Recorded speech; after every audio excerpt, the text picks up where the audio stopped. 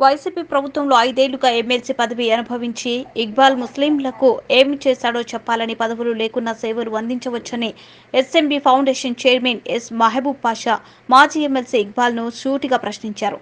ఈ మేరకు SMB foundation కార్యక్రమంలో ఏర్పాటు చేసిన విలేకరుల సమావేశంలో ఎస్ మహబూబ్ పాషా మాట్లాడారు. ఈ సమావేశంలో ఎస్ఎంబీ ఫౌండేషన్ నాయకులు గౌస్ గులాం, ఆసిఫాబాద్ సైఫుల్లా, అబ్దుల్లా తదితరులు పాల్గొన్నారు.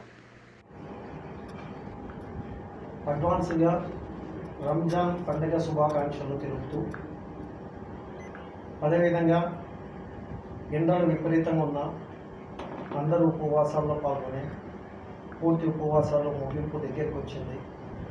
అల్లాహ్ దయ వల్ల ఈ మిగిలిన 4 రోజులు కూడా ప్రతి ఒక్కరూ ఇదే సంతోషంగా ఉపవాసాలు ముగించుకొని రంజాన్ పండుగ జరుపుకోవాలని మనస్ఫూర్తిగా కోరుకుంటూ, ప్రతి ఒక్క ముస్లిం సోదరులకి సోదరిమణులకి నా రంజాన్ శుభాకాంక్షలు తెలుపుతూ, ఈరోజు ఈ ప్రెస్ మీట్ ముఖ్య ఉద్దేశం ఏమంటే, ఈ ముస్లింలని వాడుకోవడం కోసం కొంతమంది నాయకులు ఇటువైపు నుంచి అటువైపు, అటువైపు నుంచి ఇటువైపు జంపులు చేసుకుంటూ పోతున్నారు. ఇంట్లో ఉదాహరణగా ఈరోజు కర్నూలు జిల్లాలో ప్రథమంగా ఇక్కడ ఒక ఐజీగా ఉద్యోగం చేసి రిటైర్మెంట్ అయిన ఇక్బాల్ గారు, ఆయన ఇక్కడ ఎన్నో సేవలు చేశారు. పోలీస్ డిపార్ట్మెంట్లో నాతో పాటు కలిసి కొన్ని సేవా కార్యక్రమాలు కూడా పాల్గొన్నారు. చాలా సంతోషదగ్గ విషయం. ఆ తర్వాత ఆయన రిటైర్మెంట్ తర్వాత రాజకీయాల్లోకి ఎంట్రీ అయినారు. రాజకీయాల్లోకి ఎంట్రీ అయిన తర్వాత ఒక పార్టీలో ఒక ఎమ్మెల్యేగా నిలబడ్డారు. అక్కడ ఓడిపోయిన తర్వాత ఆ పార్టీలో ఎమ్మెల్సీగా 5 సంవత్సరాలు ఎమ్మెల్సీగా కొనసాగించారు. కానీ ఆయన అక్కడి నుంచి ఎందుకు బయట వచ్చారు అనేది మాకు అవసరం లేదు. ఈరోజు తాజాగా ఆయన ముస్లింలని అడ్డం పెట్టుకొని ఆ పార్టీ ముస్లిం ద్రోహి, ఇంకో పార్టీలో ముస్లింలకి సేవ చేస్తారు అనే కొన్ని రూమార్లు, ప్లస్ అదేవిధంగా కొన్ని వీడియోలలో, ఆడియోలలో ఆయన కొన్ని రూమర్లు రిలీజ్ చేస్తున్నారు. దీన్ని ఎంఆర్పిఎఫ్ అధ్యక్షుడిగా నేను ఖండిస్తున్నాను.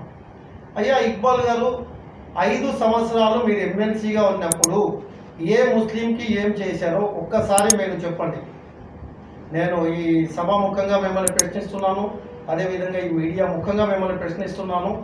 ఈ 5 సంవత్సరాలు మీరు ఒక అధికార పార్టీలో ఒక ఎమ్మెల్సీ హోదాలోకి వచ్చినప్పుడు ఆ రోజు గుర్తుకు రాని ముస్లింలు ఈరోజు మీకు ఎందుకు గుర్తుకు వచ్చారు? అంటే మీకు ఒక రాజకీయంలో ఒక పదవి కావాలా? ఆ పదవి ఇవ్వకపోతే ఆ పార్టీ ద్రోహి, ఈ పార్టీ ద్రోహి. దయచేసి మీకు ఇది హెచ్చరిక అనుకోండి, లేదా ఒక మైనార్టీ వెల్ఫేర్ అధినేతగా నేను ఒక మైనార్టీ నాయకుడిగా మీకు ప్రశ్నిస్తున్నాను.